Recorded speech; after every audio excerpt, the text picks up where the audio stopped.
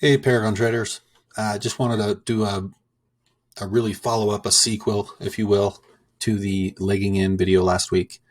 I forgot to include the most important part, which, when I told you it changed the game for me completely with my trading, what does that mean? Well, it better mean that I'm making more money by using this strategy uh, because I think that's why we're in this business.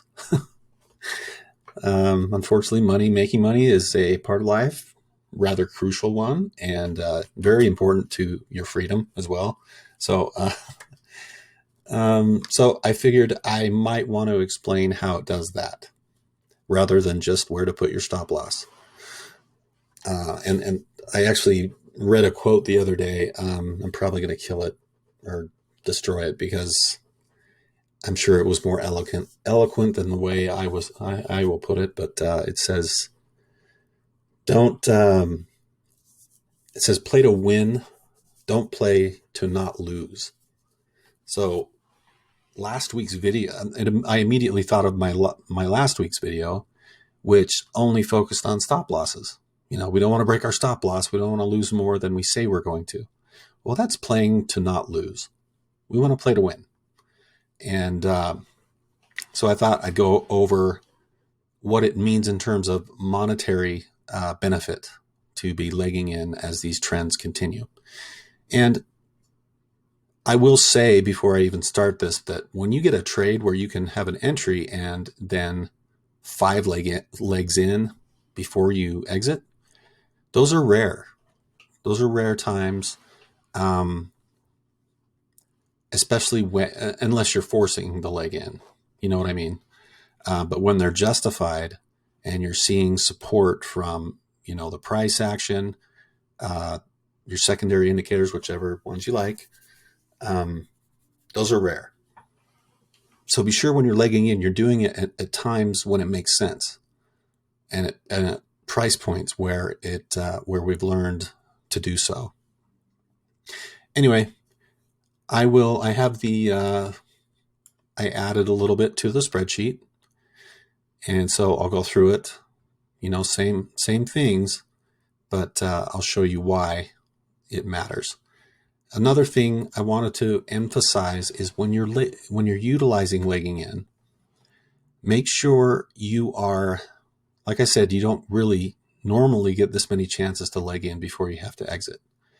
So when you're legging in, I'm always cautious on the second one, but if and granted, defer to the price action. The price action, price action, price action. That's what matters most. So, but try to make your legging in activity and your volume more weighted toward the front of the trade, because as you get further into the trend, what does a trend do? Well, it has, if we follow Elliott wave theory, it has that first leg. That's great. Then the consolidation or whatever has a leg down. But it could just be a high type base. It could be a choppy base like this. This is a very short base, which is why I didn't want to go in very heavy here. This one I felt much better about because it had been trying to go higher and couldn't for a while. It even came down and tested the 50. So, but then I saw this, the same thing I saw over here. So much more confidence here and here and here. But anyway, the reason you want to do that is because at the end of the trend, that fifth leg, that's the exhaustion. And if you're completely weighted in the latter section of your trade, if you mess up the exit, you could leave a lot of money on the table that you worked so hard to gain in the let's say the first half of the trade. So let's go through this.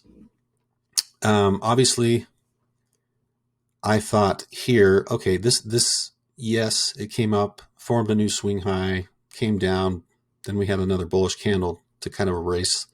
So all these candles are kind of a wash. Then we had another bearish candle here. But, the volume compared to here and here, relatively little. And we're still in, the control of the buyers here. But I'm thinking this was not a real base. If anything, it was the shortest ascending triangle I've ever seen. So my conviction in a huge leg in here, not very high. So what I did was just, put the rest of my normal position in. And this is, of course, the same the whole way down. This is assuming you have $1 million account. My own risk parameter, I think that looks spelled wrong. that is wrong. Almost sure. Well, we'll see. When words just look wrong, spelled incorrectly for a second, your brain kind of freezes. That I'm having a brain freeze right now on that word. But anyway, so of course that's going to be 20,000 all the way down, because 2% of my account value is my risk protocol. So anyway, leg in, of course, the stop you have to use it's not even in the chart that we're looking at. But here we go. So on that third leg, like I told you, I see this happen. And it's the same thing that happened here. And it's after all of this choppy base that we had, where it goes down and even tests the 50, comes up. It can't cross that resistance point until this happens. So I'm thinking conviction's coming back in. The trend is going to soar again. We're going to have a similar run as we did here. And sure enough, that's what happened. So I went in big. And I went in big again. And now I'm thinking, okay, now I've legged in 3 times, plus an entry point. How much further can this thing go? Well, so these two were 2 million apiece. And now you're using leverage. So now you need to be cognizant of the stop loss. So this is telling me after that second one, so right here, I'd need a stop loss at 1.7. So your stop loss is still pretty far away. I could have gone in heavier, because then I'd have a stop loss that's, somewhere up here. But, there are other trades coming. We don't need to bank our yearly income on one trade. But as you can see, had I weighted it differently, so assume I went in, 2 lots here, 4 lots here, and then, 3 lots here, 3 lots here, and then suddenly I start to get really heavy here, like 5 million a piece of these. Well, this is weighted volume pip value, so it's all weighted to the volume of dollars you're putting in. This is all weighted. So obviously, like I said, you want that weight to be at least in the middle. You do not want to be at the tail end with your biggest weighted positions, because the trend is going to end, and we've all been in a trade. I guarantee it. I'm not talking to anybody that has not seen a power reversal lately. Those things can happen fast, and when they do, you better be watching, or you better have that stop loss set, because they can happen fast. And man, I hope your stop loss catches them, because if it doesn't, you can have a massive upside down V in this case, and your stop loss. Hopefully, it was far enough away that it caught it, and you're out. Otherwise, you're holding a pretty big loser, especially if you weighted in heavy at the end. So, and I'll send all you guys this new spreadsheet that calculates gain and loss and all that, and all of the weighted value stuff. Now, I covered this up to kind of have that ta-da moment at the end of this, but I just wanted to explain one more thing. So yes, it did have this basing pattern up here. You know, I love high bases and low bases. I'm kind of good at those just because they're about, the trades I enter are about 85% high and low bases. But the bull pullbacks and the bear rallies are where I leg in, or more bases, also leg in points. But I saw, so this is where I start to get concerned. Look at the massive red here. All of a sudden, sellers are okay. The sellers are waking up. They're saying, okay, enough's enough. This has gone quite a ways. By the way, I'm using the 30-minute chart here, something you'll seldom see me do. I wanted to use the 15, but it spreads it out way too far, and I wanted you guys to just see the concepts here. Plus hourly, you know me in hourly. Well, I guess it wouldn't look too bad. Anyway, let's go back to this. Doesn't that feel better? All right, so, but yeah, you can tell that there's unrest here. We could be at the end of the trend, and we are. Or I decided I was not going to risk anymore, because now it's getting really choppy. The sellers are entering just as much as the buyers.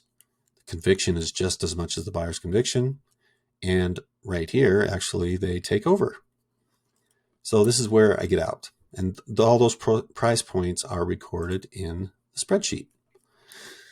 So let me get rid of this, and you can see. So had I just done a normal position, so 600,000, that first entry, and just managed the trade and had done none of this legging in, this, an 86 pip gain is a really good trade, but that's all I would have made from it.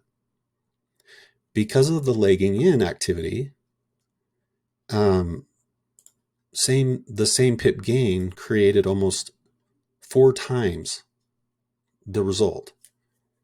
That's what I'm talking about when I say this changed the game for me. Because how often do you get a trade that you make 86 pips in? Well, I don't know about you, but those don't come around very often. 20, 30, 40 pips, yes, but 86, 90 pips, 100 pips, those are much, much less often. I remember I'm thinking of a 400 pip news driven event trade that I traded one time. And that's how often those happen. You'll remember them for years, not only because of the money you made, but because of just how rare they are. So, but you can see, by legging in, and it's not that hard to do. And I will work with any of you that want me to help you learn how to do this. But it just changes the game. Suddenly, I just made 4 times what I would have made. So, so that's wait a second. So, I thought I was in, let's see. Oh, never mind. We're all good. Anyway, I wanted to show you this. I'm gonna be sending you all this spreadsheet as soon as I double, triple check all the calculations to make sure they're correct. Because right now I know there's one thing I need to do in here. It does not account for yen pairs. So all of these pip calculations need to account for the pip value being in the second placement after the decimal instead of the fourth. So that's one thing I need to address, but shouldn't take too long, and I will have this out to you in no time.